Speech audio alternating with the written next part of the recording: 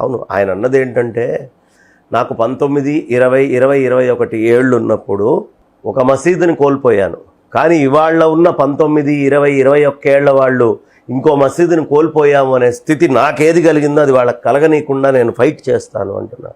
ఎవరు సదుద్దీన్ ఓవైసీ? అతనికి ఏమన్నా రాసిచ్చారా? నువ్వు 19 నుంచి 21 ఏళ్లకే నువ్వు నేనేమి ఇదయ్యాను పోగొట్టుకోనని చెప్తే 500 ఏళ్లుగా, 350 ఏళ్లుగా, 1000 సంవత్సరాలుగా ఈ దేశం మీద, క్షేత్రాల మీద దాడి జరిగింది.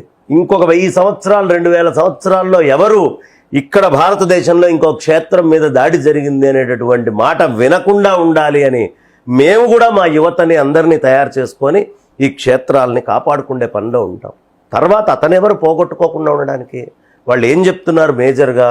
అబ్బే లేదండి, 91 చట్టం ప్రకారం రైట్ టు ప్రేయర్ ఏదైతే ఉందో దాని ప్రకారము, జస్టిస్ టు ప్రేయర్ అని ఏదైతే వాళ్ళు పెట్టుకున్నారో దాని ప్రకారం మీరు ఇవేవి ముట్టుకోవడానికి వీలు లేదు అంటున్నారు. కానీ అందులో సెక్షన్ 3లో మాట వాడారు. అదేమిటంటే person or persons cannot change అని. దాని అర్థము స్టేట్ చేంజ్ చేయలేదని కాదు. అందులో స్పష్టంగా పివి నరసింహారావు గారు తయారు చేసిన దాంట్లోనే స్టేట్ ఆర్ స్టేట్స్. ఇంకో విషయము, ఒక అద్భుతమైన పాయింట్, ఇవేవి 1958 యాక్ట్ కింద ఉన్నటువంటి ఆర్కియాలజీ సర్వే యాక్ట్ కిందకి రావు. ఆ క్షేత్రాలు ఏవి దీని కింద రావు. ఆల్రెడీ మరి దీనికి ఆ క్షేత్రం కిందకే ఉన్నాయిగా.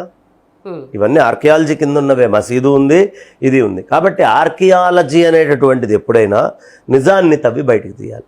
ఆర్కియాలజీలో ఉన్నప్పుడు ఆర్కియాలజీదే ప్రాధాన్యత అవుతుంది. దాంట్లో పూజలు చేసుకున్నప్పటికీ ఆర్కియాలజీ, ఇప్పుడు హంపి ఉంది, హంపీలో కొన్ని ప్రదేశాల్లో పూజలు జరుగుతూ ఉంటాయి. దాని అర్థం ఆర్కియాలజీ కంటే కూడా జరుగుతున్న పూజలు ఇది ఎక్కువని కాదు, ఆర్కియాలజీ డిపార్ట్మెంట్కే ప్రాధాన్యత ఇచ్చారు. కాబట్టి ఆర్కియాలజీ బాధ్యత ఏమిటి? ఏవైనా విలువైన ఉన్నాయా? మన పూర్వపు కట్టడాలు ఏమిటి? మనం పూర్వం వాళ్ళు చేసిన గొప్పతనం ఏమిటి? ఒక్క మహత్తరమైన విగ్రహం భూమి లోపల దాక్కొని పాతిపెట్టిపడ్డా కూడా ఆర్కియాలజీ వాళ్ళకి రావాల్సిన గొప్ప ఇన్ఫర్మేషన్ మిస్ అవుతుంది. కాబట్టి ఖచ్చితంగా సర్వేలు చేయాలి. ఈ వైదికము, ఈ వేద ధర్మము యొక్క గొప్పతనం ఏమిటి అనేది తెలియాలన్నా లోపల ఎలాంటి విగ్రహాలు, ఎందుకంటే కాశీ ఆధ్యాత్మిక రాజధాని. అలాంటి రాజధాని నగరంలో మనకు ఎన్నో వేల సంవత్సరాల చరిత్ర ఉన్నటువంటి విగ్రహాలు భూగర్భంలోకి వెళ్ళిపోయినాయి.